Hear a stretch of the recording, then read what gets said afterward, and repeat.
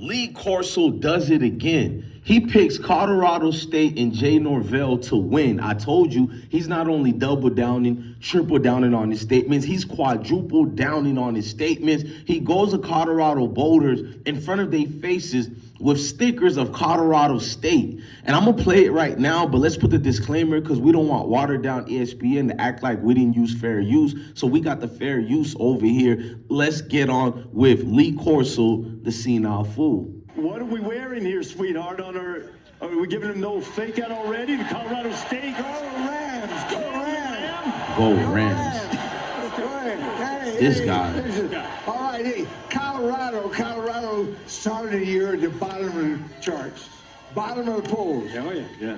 Now 18th in the country. You don't care. Wow. It's almost amazing to believe that. But Deion Sanders. It's amazing you're up there. We're coming. We're coming.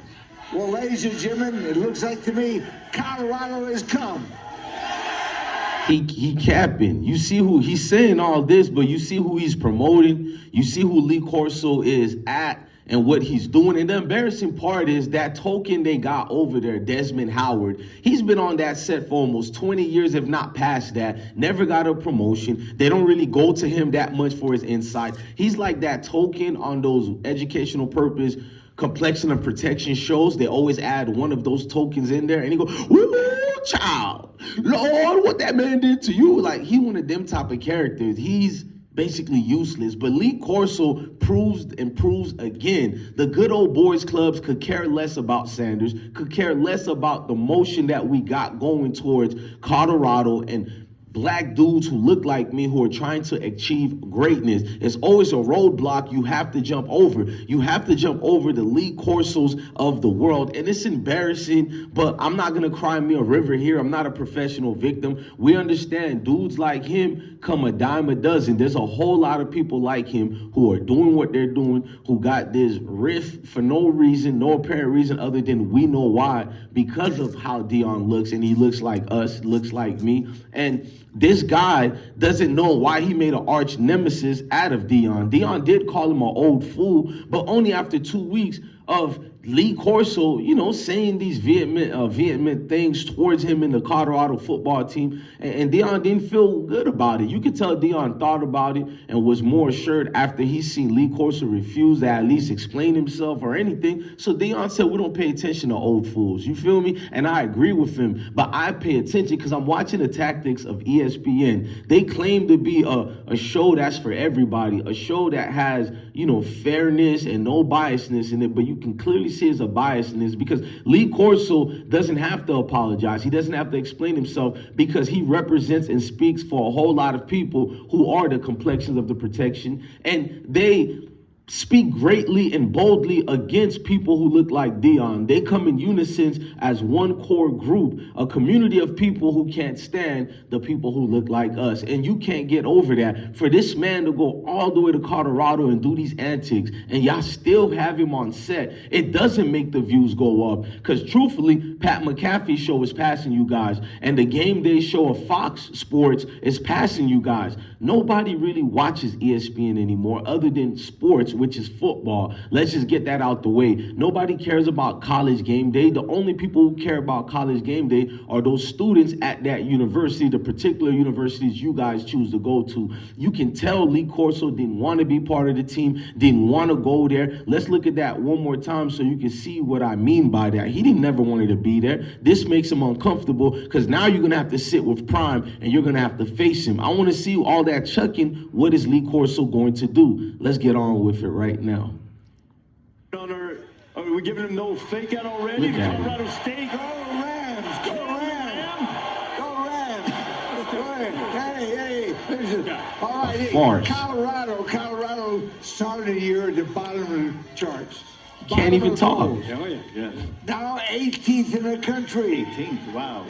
I'm saying that respectfully. I'm not making fun or nothing like that. At what point, when our family members reach an age and you can't even speak coherent anymore, it looks like you're inebriated, at what point do you save them the embarrassment and you take them off that particular format and be like, grandpa, you made enough money, or father, you made enough money. It's time to take that retirement. And of course, maybe Lee Corso loves this, but the TV cameras don't love you anymore because we barely understand what you're saying anymore. And it's like you rarely get angry at him because it's like life already destroyed Lee Corso. Life already got you. So it's like we won already. What's the point of pouncing and pouncing and pouncing on an opponent that's done for it? This is why he's doing these braggadocious things in front of the world, because what's going to be his punishment? What is going to be a situation where he gets, embarrassed in front of the world besides the fact he's senile now? Nothing. There's no consequences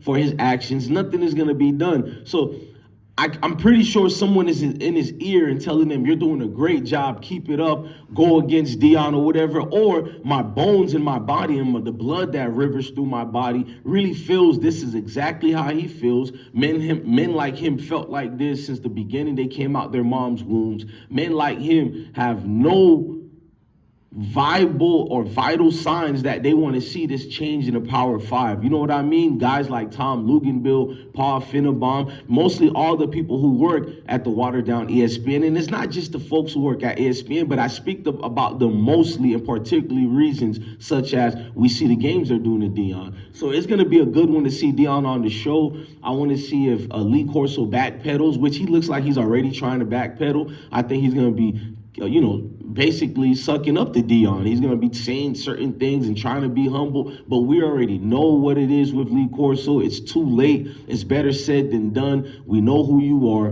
We know the vitriol you're coming with. And it's like I said, it's too late, man. It's almost embarrassing they let this type of, display goes on national TV. And my thing is, what has Deion said to any of these guys? What has he done to any of these guys?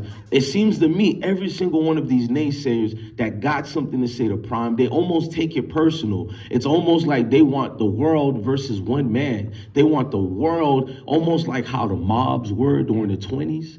Tulsa, Oklahoma, Rosewood, Florida.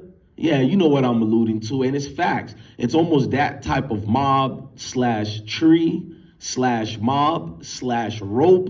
You put those three things together and you think and conform something that I'm trying to say, because we got to follow guidelines over here, and I do. You know what I mean? Because we know the complexion of protection. They want you to slip up and say the actual things we want to say in verbatim so they can take you down. Unfortunately, they want to take you down for telling the truth on what they do, but they don't want to be called out for having this sick type of disgusting attitude towards a man who has done nothing to any one of them other than change the landscape of Power 5 that makes them feel uncomfortable. Guys like Lee Corso,